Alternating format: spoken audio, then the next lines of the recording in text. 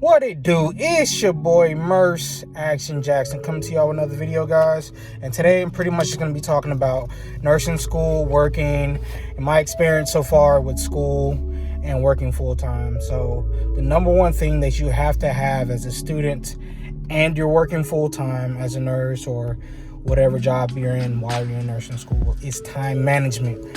The number one thing. If you don't know how to manage your time, you are setting yourself up for failure. And the person that is scheduling specific times to do certain things is going to have the best results. And that's just flat out, because when you're in school, there's a lot of studying that you're going to have to do, whether you're taking your prereqs or you're taking your nursing courses. Nursing courses are no slouch. It's not easy. If you apply yourself, you can become pretty proficient at it, you know what I mean, and efficient. So, and it's different. So, and once you're working, you're gonna learn how to maximize your time at work, of how to study during your downtime, and even at home. If you're a husband, if you're a wife, if you have kids, anything of that facet, then you're gonna have to learn how to block out time, carve out time to do what you gotta do for school, for family, and for work. And right now we're during the holiday times. It's coming up on Thanksgiving next week. I'll be out of town on vacation while still taking classes, and should be a good time. But I've learned how to really manage my time. So typically what I do throughout my day is I get up at 4:45 a.m. every morning. Some days I'll take it off and get up a little later. I go to work. I'm at work by 7 a.m. So from 5 to about 6:20ish, I'm up. I'm either studying, I'm working out, or I am journaling, meditating, doing my morning routine. And that's what I've noticed that has allowed me to become very laser focused in, is my morning routine. How your morning goes is how your entire day is going to go. So if you're a person that's always running late to work or to school, then your time management is piss poor. And like I've already stated, that's going to be the number one thing that's going to allow you to become the most successful in whatever that you're doing. If you don't know how to do that, everything else is going to run amok. But a person who's disciplined in what they're doing and structured is going to be the most successful. And that's where I always put emphasis on having a system. You have to have a system. Like I mentioned already, my mornings are very structured. I'm up, I journal, meditate, pray, hit the gym, study, in that order. So, and then when I get out of work, I come home, I'm back studying as well. And then I carve out time for my family. Typically when I come home, I'm with my family for about 30-45 minutes, just to spend with them, because I'm at work all day, 12 hours or 14 hours, depending on my day. So I still got to carve out time for my kids, for my old lady, to try to spend some type of quality time with them. But when it comes to family, I usually deviate that towards the weekend, because I'm more flexible on the weekends and on Fridays. Today's Friday. It's my short day, so I'm out by 12. I'm actually done now with my visits and what have you. So I'll go home and actually hit some work I have to do at home as far as school, some studying. I'll carve out anywhere from an hour, 45 minutes to an hour and a half per course per day, right? So I'm taking 13 hours, and depending on what I have to do for the day.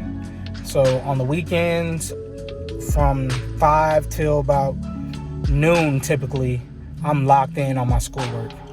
And then after that, when I get done with all my assignments, research papers, and clinicals and things of that nature, then I dedicate my time to my family. Then, of course, working out. I work out every single day, 6 to 7 days a week, 5 to 7. Sometimes I'll take 2 days off throughout the week, but typically I like to do something. If I'm not doing a heavy workout, then usually doing like a run, a walk, something just to get my body active, right? So, And that's one thing I do want to stress. So if you're not physically fit, or you're not where you want to be, a lot of us aren't where we want to be as far as fitness wise, you just have to carve out the time to move your body.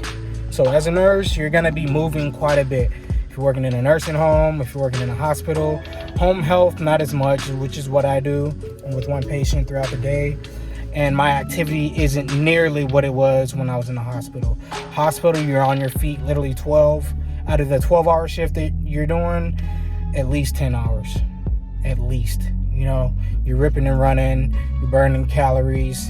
And with home health, it's not as much because, like I said, to be honest, I'm probably sitting down majority of the time, right? If I'm not doing my med pass, or if I'm not doing patient care or something like that, I'm typically sitting down chilling, you know. And that brings me to my next point, which is downtime at work. When you have downtime at work, you have to structure yourself to get stuff done for school. If you wait to do everything on the weekends, your weekends are going to be shot. Your time, your mojo is going to be down. You're not going to want to do much because you have so much to do in 2 or 3 days. So I spread my stuff out, my schoolwork, throughout the week. If I'm not at work, if I'm at work, I'm doing schoolwork on my downtime. If I'm at home, I dedicate an allotted time to do my schoolwork. And I carve out time, like I mentioned, to spend with my family. So we still go out, going on vacation, like I mentioned. But every week, try to do something, go out with the kids, whether it's to a football game, basketball game. They have games throughout the week or on the weekend. So my mornings are pretty much gone from, 9 to 12-ish. And if they don't have games, I'm in my office getting work done. So, and that's one thing, that's the most important thing. If you're about to go to nursing school, or you're thinking about becoming a nurse, that's the number one thing that I can stress, is having time management and taking time for yourself. You got to know when enough is enough, when you need to pull back, when you need to push on the gas. There's a time to go hard and there's a time to relax. So, and it's a juggling act. And if you got a wife and kids, it just throws everything else. You have to be more on top of your schedule. So depending on what your schedule is as a nurse or as a nursing student, I know they say dedicate at least 2 hours a day per class that you're taking, but that's not realistic for me. And I've already gone through this dance once, and like I said, we're in first quarter is coming to an end. It's going by quick, I can't lie, and it's been fast paced. It's always something. It seems overwhelming at times, but I've learned to lock in, get stuff done. All right, so pretty much got like a 6-page report due doggone near every week, bruh. And I'm like, yo, it's carving out the time to research what I'm doing, carving out time to actually write, and then to edit. And then on top of that, like I said, I'm trying to do this YouTube thing pretty regularly, y'all, to give y'all my experience being in school again. I didn't do it the first time when I went through PTA school or nursing school the first time, but I'm going to document this journey going forward until I get my NP. So I'm going to be in school for the foreseeable future for the next 3-4 years. I should be done, God willing, with my NP when I am 35, going on 36. So, and I'm 32 now. I'll be 33 in April of next year. And once I get done with my BSN, I plan on rolling right into my NP to get that done so we can move on to bigger and better things. And that's one thing I want to mention as well. You have to tailor your goals to what your long-term goal is. My goal is not just to become a nurse practitioner just for the title. My goal is to become a nurse practitioner, to eventually have my own practice, to open up hospitals here stateside and around the world. Because my heart is truly in mission work, right? So, and once I make it to that level, I'll be able to branch out and to work in that field. Because my heart, like I said, is with people who don't have what I have in third world countries. Is it good money in nursing? Absolutely. Do I make a good living? Of course. Is it six figures? Not quite, but it's close.